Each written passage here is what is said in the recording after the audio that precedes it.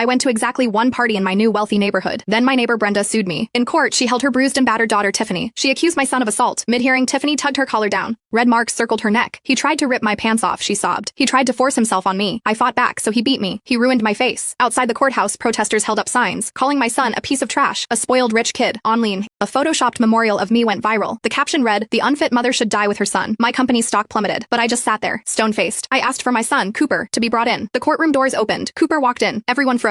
Me new neighbor sued me. In court, she sobbed as she accused my son of assaulting her daughter. "Your son is a monster," Brenda shrieked at my expressionless face. "He just moved in, and he beat my daughter Tiffany. He assaulted her." Miss Mitchell, Tiffany's lawyer Gavin glared at me. "Let's be clear. On the night of July 15th, did your son, or did he not, brutally assault my client?" I sat at the defendant's table. The wild accusation hung in the air. I said nothing. Outside, protesters chanted, "Justice for Tiffany." Camera flashes pulsed through the windows like lightning. "I do not," I said, my voice cold. Gavin turned to the jury. His face was a mask of agony. "Ladies and gentlemen, she refuses to take any responsibility for her son's violent rampage." I glanced at the gallery. My new neighbors whispered. Their eyes dripped with disgust. Mrs. Patterson was shaking her head. The Johnsons turned their faces away completely. Just last week, these people were all smiles at the neighborhood barbecue. They couldn't wait to welcome a tech mogul to the block. When they heard I had a son, a bodybuilding champion, no less, they practically tripped over themselves. "He must be such a fine young man," they cooed. "You are so lucky." Now, they looked at me like I was garbage. The hypocrisy was thick enough to choke on. The memory of that afternoon hit me. A week ago, Brenda was standing on my front porch. "Harper, you need to get out here and deal with this." She was holding Tiffany in her arms. The girl was covered in bruises,